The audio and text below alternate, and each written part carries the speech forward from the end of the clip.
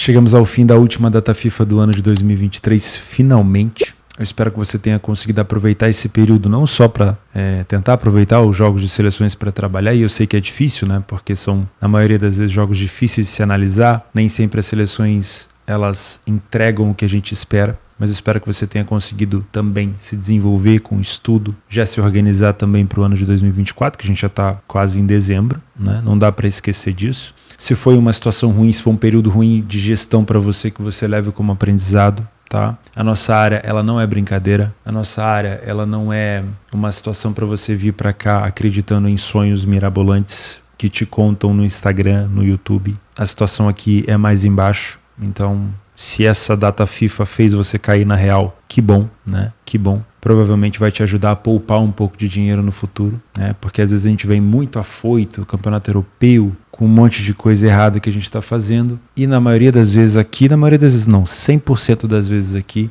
que a gente está fazendo algo errado, fora da gestão, fora de metodologia, a gente vai ser cobrado, o mercado ele vai vir como se fosse uma onda gigante e vai levar embora quem não está preparado. Então, não se sinta mal se acontecer alguma coisa, se você quebrou o seu capital. Só entenda que muito provavelmente você estava fazendo algo errado para isso acontecer e tente mudar o que você estava fazendo, tá bom? Eu sou muito realista com vocês, muito, muito realista. Sempre você mais cético, sempre você mais pé no chão. Não vou te dar promessas falsas por aqui. A nossa área é extremamente difícil, extremamente perigosa e altamente viciante, tá bom? Então, muito cuidado. Por isso que a minha comunicação com vocês aqui é sempre muito cautelosa, ok? Vamos falar hoje sobre, principalmente, Cruzeiro e Vasco. Hoje eu quero falar sobre Cruzeiro e Vasco um pouco mais de detalhe, porque o jogo do Fluminense com o São Paulo, ele é menos importante, tá? Cruzeiro e Vasco vai acontecer, coincidentemente, também sem torcida. O primeiro jogo em São Januário, o Vasco estava sofrendo punição e o jogo não teve torcida.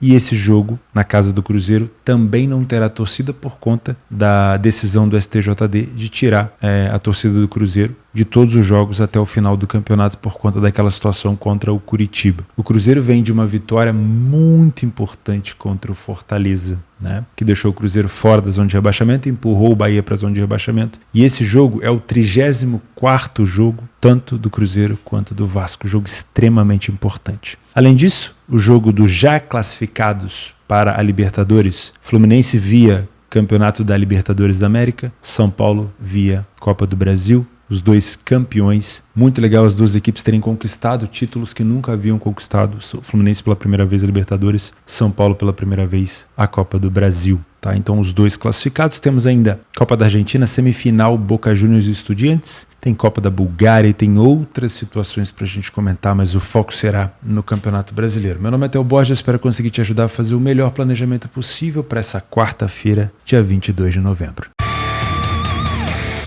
Bom, eu acredito que hoje seja o último dia que eu vou gravar desse jeito aqui, né? Numa sala de cozinha, num calor um pouquinho acima do normal aqui no interior de São Paulo e com o microfone solto, como se fosse um narrador de futebol, né? É o jeito que dá. São 11, quase meia-noite. Não costumo dormir tão tarde assim, mas amanhã eu vou pegar a estrada. Então, vamos tentar fazer esse planejamento juntos, para também não embolar. Para o meu editor William, um abraço para o William, que me ajuda muito aqui nas edições do Bom Dia Mercado. Devido ao William que eu consigo gravar o Bom Dia Mercado. Se eu tivesse que gravar e editar, eu já não conseguiria dar conta, né? Então o William é o meu braço direito aqui no Bom Dia Mercado para eu conseguir todos os dias. Esse ano foram todos os dias. Espero chegar até o final do ano gravando todos os dias o nosso querido Bom Dia Mercado. Então antes de começar, eu quero pedir para você deixar o like no vídeo. Não vai te custar nada. Eu vou esperar você fazer. Você deixar esse like aí para mim. Vai me ajudar bastante. Tá? Os vídeos na data FIFA, eles caem um rendimento danado. Ninguém tem interesse pelas seleções, na maioria das vezes, né? Só quem é tinhoso mesmo, que ficou por aqui comigo, planejando jogos de seleções. E eu vou ser sincero com vocês, nem todos os dias eu consegui trabalhar, né? Você tá do lado da família, tem dia que a gente tem que sair para comer alguma coisa, tem dia que tem visita aqui, tem gente na casa enquanto eu queria estar trabalhando, não tô com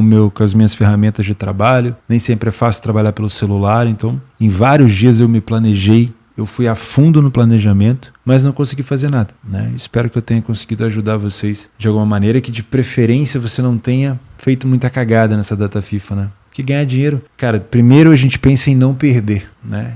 Em encontrar as armadilhas pelo caminho, desviar delas e depois a gente pensa em ganhar. Mas enquanto eu falei, você deixou o like pra mim? Então vamos embora. Se você puder se inscrever no canal, excelente. Eu quero fazer o contrário com vocês. Vocês sabem que o jogo do Cruzeiro ele começa antes do Fluminense. Mas eu queria falar do Fluminense antes, que aí a gente já matava e já falava depois de Cruzeiro e Vasco. Pode ser? Pode ser assim? Então vamos lá. Fluminense e São Paulo. O que esse jogo importa no Campeonato Brasileiro? Absolutamente nada. São Paulo e o Fluminense estão de férias, tá? Fluminense já classificado para Libertadores, via campeão da Libertadores contra o Boca Juniors. Fluminense nesse momento tem 47 pontos. Se terminar com 47, com 50 e blau, não vai fazer diferença nenhuma, tá? E pro São Paulo, o mesmo. São Paulo campeão da Copa do Brasil, campeão de tudo, já foi campeão de todos os torneios que disputou o São Paulo, um dos maiores clubes do Brasil, certamente, e não tem mais nada para fazer no Campeonato Brasileiro. Então vai viajar, Dorival vai levar a equipe até o Rio de Janeiro, o Fluminense vai enfrentar o São Paulo, mas é um jogo para trabalhar ao vivo. Qualquer fundamento que eu queira trazer aqui de análise, eu vou estar inventando da cabeça, porque a gente não sabe como os jogadores vão encarar esse jogo. Eu posso até trazer estatística dizendo como o Fluminense se comporta, e o Fluminense realmente é um dos melhores mandantes da competição.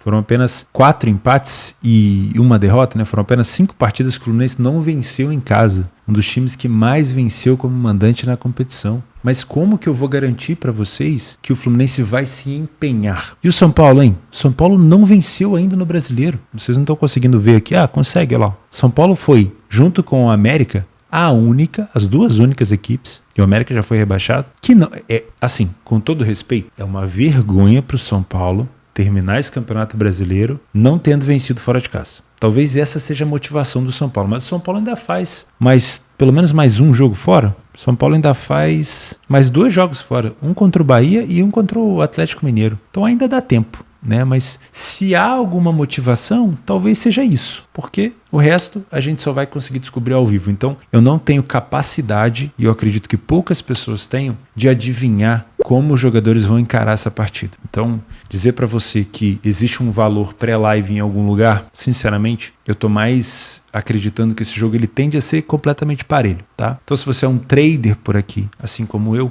é um jogo para você trabalhar sem viés. O que é viés, Theo? É já vir para cá enviesado, já vir para cá pensando, não, o Fluminense é campeão da Libertadores, e a Libertadores é uma competição bem mais difícil que a Copa do Brasil. Tô falando abobrinha aqui, tá? Tô só inventando um motivo. E por isso eu vou olhar só pro Fluminense. Não tem como eu te falar isso, ok? Então venha pra cá sem viés. Deixa o jogo te mostrar. Aqui provavelmente a gente vai ter troca de superioridade, provavelmente intervalada ali, 15, 10 minutos de um time, 10, 15, 20 minutos de outro. Um time melhora, um time piora. Ótimo. É isso que a gente precisa para poder trabalhar. Correção de preço. Correção de preço. Compra e venda de probabilidade na Betfair. Principalmente que é minha parceira por aqui. Eu deixo sempre para você o link do meu curso para você aprender mais sobre trade, para você aprender mais sobre esses termos que eu falo por aqui e também para a operação na prática. Tá? E deixo o link da minha parceira Betfair para você se registrar e ganhar um bônus de R$200. Nesse curso, eu explico como você ganha esse bônus, tá? Não deixa de fazer o meu curso. Tem todo um aparato lá para você fazer a sua conta certinha para ganhar esse bônus e entender como ele funciona. Tá? Se você é um punter por aqui, se você vem para trabalhar pré-jogo, de novo eu não vou conseguir te ajudar. E eu acho que pouca gente aqui vai conseguir. Porque para a gente conseguir entender aonde está o valor dessa partida, se é em under, se é em over, se é pro lado do Fluminense ou do São Paulo, do Dorival, a gente precisa entender como vai ser o comportamento das duas equipes. E essa resposta vai ser dada para você ao vivo. Então, venha com a sua metodologia de trabalho, seja ela para trabalhar a favor de um time ou de outro, ou no over ou no under, e aplica uma leitura de jogo ao vivo. Mesmo você sendo um punter, mesmo você sendo uma pessoa que gosta de trabalhar pré-jogo. Porque não é uma partida, na minha humilde opinião, para trabalhar pré-jogo. Ok? Resolvido o Fluminense? Então é um jogo para mim pro live. Vamos falar agora sobre Cruzeiro e Vasco da Gama. Cruzeiro favorito com cotação de 2,20. Joga dentro de casa, porém sem o fator torcida. Será que o mercado está considerando isso? Será que o mercado entende que esse jogo ele não vai ter os portões abertos para torcedor? Será que essa cotação do Cruzeiro vai de fato começar a 2,20? Difícil, hein? E como eu falei lá no início, assim como o Vasco não pôde ter a ajuda do seu torcedor, o Cruzeiro também não vai, obviamente por conta da torcida do Cruzeiro que acabou invadindo lá o estádio onde estava tendo o jogo contra o Curitiba. O Cruzeiro tinha a melhor defesa da competição, mas tinha, ou tem ainda, né, o pior ataque. É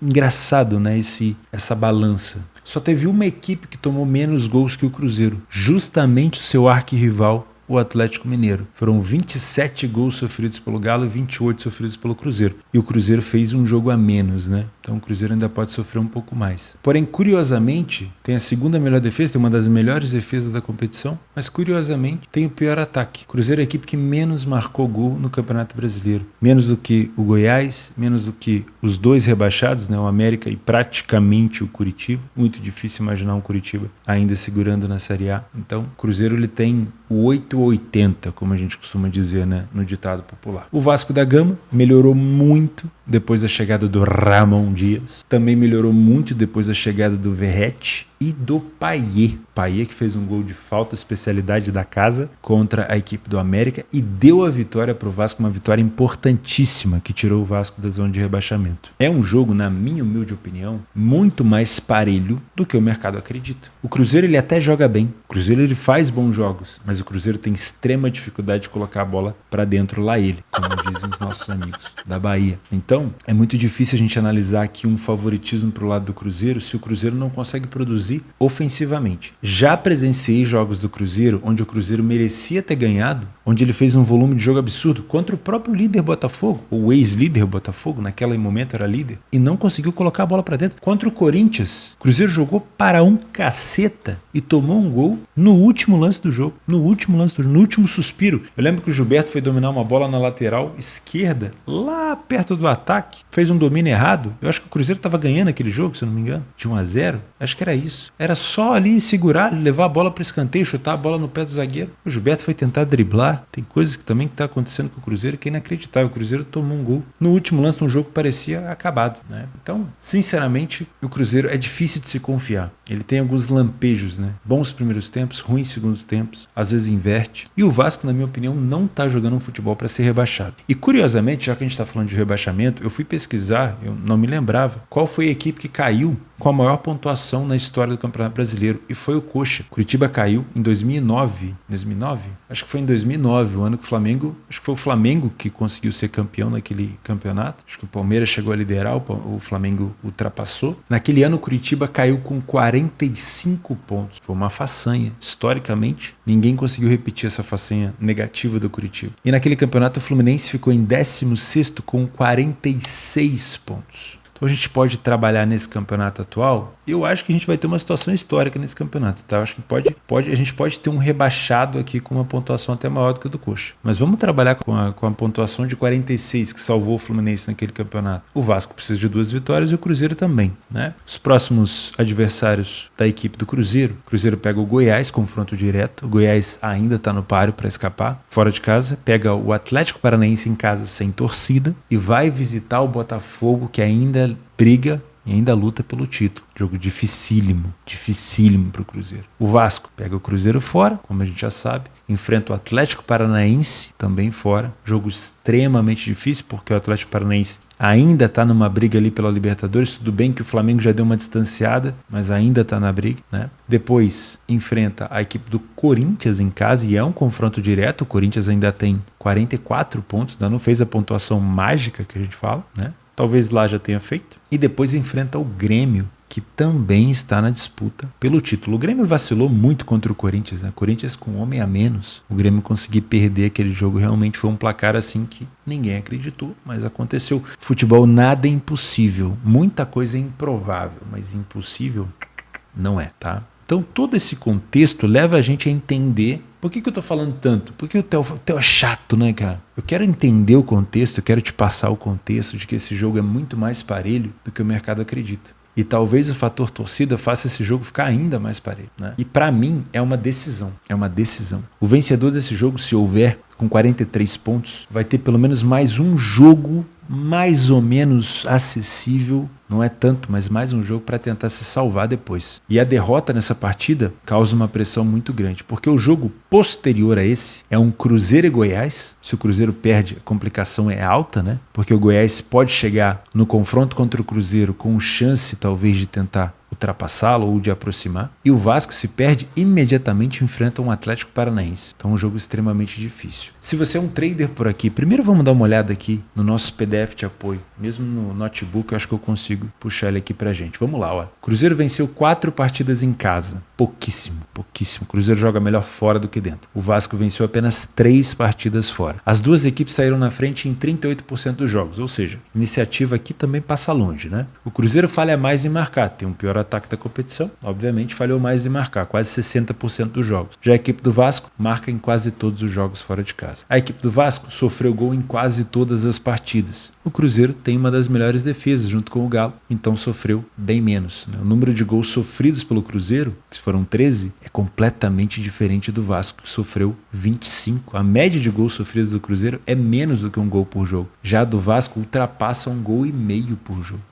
Então aqui a gente tem uma discrepância um pouco maior. O primeiro tempo do Cruzeiro em casa não chama atenção positivamente. Tem mais vitórias do que o Vasco, mas marcou menos gols. Sofreu menos gols também do que a equipe do Vasco, mas não convence. E no segundo tempo, o Cruzeiro consegue ser ainda menos efetivo. Marcou 5 gols, mesma quantidade do primeiro tempo, sofreu menos, mas tem uma quantidade enorme de empate. Já a equipe do Vasco vive o seu, vamos dizer assim, pior momento na segunda etapa. Quase 50% de derrota e 13 gols sofridos. É uma equipe um pouco mais kamikaze o Vasco. Marca uma quantidade de gols maior do que o do adversário, mas também toma bem mais gols, tanto no primeiro quanto no segundo tempo. O Vasco também se destaca positivamente nos gols de cabeça, só que também sofre nesse fundamento. E o time do Cruzeiro também tem marcado seus gols de escanteio, de bola parada, mas tanto o Vasco quanto o Cruzeiro estão longe de estar ali no top 3, top 5 do Campeonato Brasileiro. Em 81% dos jogos do Vasco fora, nós tivemos o over 1,5, mas em apenas 31% nós tivemos o over 2,5. Guarda essa informação, tá? O Cruzeiro, como não marca gol com frequência, em apenas 44% a gente teve o over 1,5 e em apenas 19% o over 2,5. Olha que curioso isso aqui, ó. 20% dos gols do Cruzeiro, que tem dificuldade enorme de marcar, mas 20% dos gols do Cruzeiro saem dos 21 aos 30, os outros 20% dos 61 aos 70 e outros dos 81 aos 90. Então, a partir do minuto 60, o Cruzeiro marcou 40% dos seus gols, tá? Só que, curiosamente, o Cruzeiro toma 77% dos seus gols da metade do primeiro tempo para metade do segundo. Então, é uma equipe que tem mais dificuldade na meiuca ali do tempo e mais facilidade de se defender nos extremos. Por isso que eu acho que a gente vai ter um início de jogo talvez um pouco mais truncado. O Vasco já consegue surpreender o adversário mais vezes no início. Vamos ver se o Cruzeiro consegue se segurar. O Cruzeiro não tomou gol ainda nos primeiros 10 minutos. O Vasco marcou 20% dos seus gols nos primeiros 10 minutos. Curiosamente, o Vasco não sofre tantos gols até o minuto 40. Sofreu apenas 20%. Porém, no final do primeiro tempo, o Vasco chega a quase 30% de gol sofrido e a partir dos 80 minutos, o Vasco marca e sofre mais de 20% dos gols. Então a gente pode ficar de olho num jogo parelho e truncado como esse em situações de gols nos minutos finais, tá? É bastante interessante. Artilheiros da equipe, o Bruno Rodrigues, né? E o Verratti. Bom, falamos já sobre o PDF de apoio. Se você é um trader por aqui, eu acho que deu para entender a complexidade dessa análise e você sabe que eu não vou te enviesar para um lado ou para o outro. Principalmente pelo fato do Cruzeiro estar sem a torcida. Por mais que a torcida do Cruzeiro, se estivesse presente, pudesse apresentar uma determinada cobrança em caso de cenário adverso, o Cruzeiro poderia estar muito mais forte nesse jogo com a sua torcida. Como ela não está presente, isso vai favorecer, na minha opinião, um pouco a equipe do Vasco, né? Você não tem um ambiente hostil, vamos dizer assim, para jogar contra. Então acho que isso é uma vantagem e acaba levando esse jogo a ser um pouco mais parelho, tá? Então se você é um trader por aqui assim como eu, não inventa moda. Não venha para cá com nenhuma posição aberta. Espera o jogo começar. Tem tudo para ser um jogo extremamente truncado, extremamente pegado. Ninguém vai querer perder esse jogo. Então dá para você trabalhar assim, correção de preço por aqui, tá? Comprando e vendendo posições, utilizando uma boa leitura. Se você é um punter, eu tô muito inclinado a pensar num jogo under. Eu não gosto de trabalhar under, eu não trabalho under, eu não gosto muito de indicar para vocês um jogo under. Mas esse é aquele tipo de jogo igual o final de campeonato, que você não tem que dar espetáculo, você tem que ganhar. E esse é aquele tipo de jogo que se ganha, né? Porque o confronto é extremamente direto, são duas equipes que tinham um jogo atrasado, duas equipes que em caso de vitória respiram muito em relação a escapar e em caso de derrota a situação complica bastante, porque os próximos adversários vão ser complexos, principalmente com disputa de título, né? O Vasco pega o Grêmio, o Cruzeiro pega o Botafogo. Então, muita cautela. Esse é um jogo muito parelho. E eu tenho tendência a imaginar um jogo com menos de 3,5 gols por aqui. Até porque o Cruzeiro não consegue marcar gol. E se marcar, talvez faça de tudo para segurar. E o Vasco tem marcado gol fora de casa, mas também sofre. Mas vai tentar de tudo também para segurar. Se fosse para trabalhar a favor de gols por aqui, eu iria trabalhar a favor de gols, eu iria trabalhar em 2 cenários. O primeiro seria esperar um primeiro tempo 0-0, encontrar um segundo tempo mais aberto e tentar buscar um over limite, o 0,5.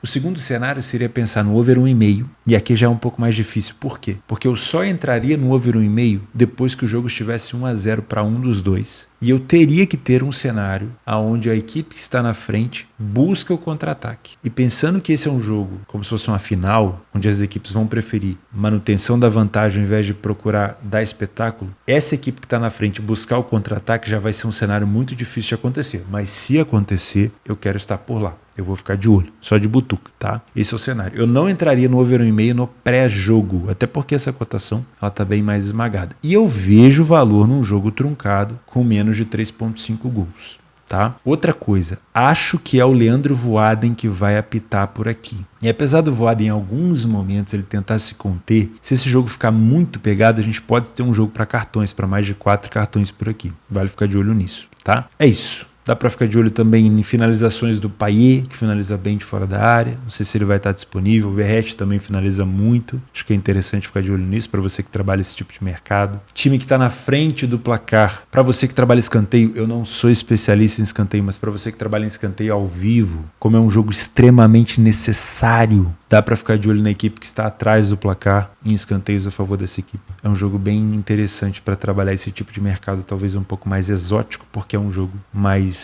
exótico. Um jogo diferente no meio do Campeonato Brasileiro, mas praticamente uma final muito, muito importante. Tá bom? Dos jogos extras, que eu já vou direto aqui. Dá para você trabalhar a fase de 16 avos. É 16 ou 32? Acho que é 32 avos da Copa do Rei. O Vila Real pega o Zamora. Essa cotação do Vila Real 1,25 depende do comportamento do Vila Real. Nós temos Boca Juniors e Estudiantes de La Plata, semifinal. Se eu não me engano, jogo único na Copa da Argentina. Jogo extremamente parelho, né? O Boca eliminado e vice-campeão da Libertadores. Tem a possibilidade de buscar um título esse ano ainda. Se eu não me engano, o River Plate já foi eliminado, então o Boca pode chegar a uma final contra uma equipe talvez um pouco mais acessível. Mas o mercado não acredita tanto no Boca. 2,60 é uma cotação bem alta. O Boca não vem fazendo assim grandíssimos jogos, né? Mas é um jogo interessante para ficar de olho. Tem a fase de 16 avos da Copa da Bulgária. Ludogorets entra em campo. Tem Copa da Grécia também, mas aí não tem tantas equipes que a gente conhece. E eu acho que é isso. Tá bom, meus amigos? Bom,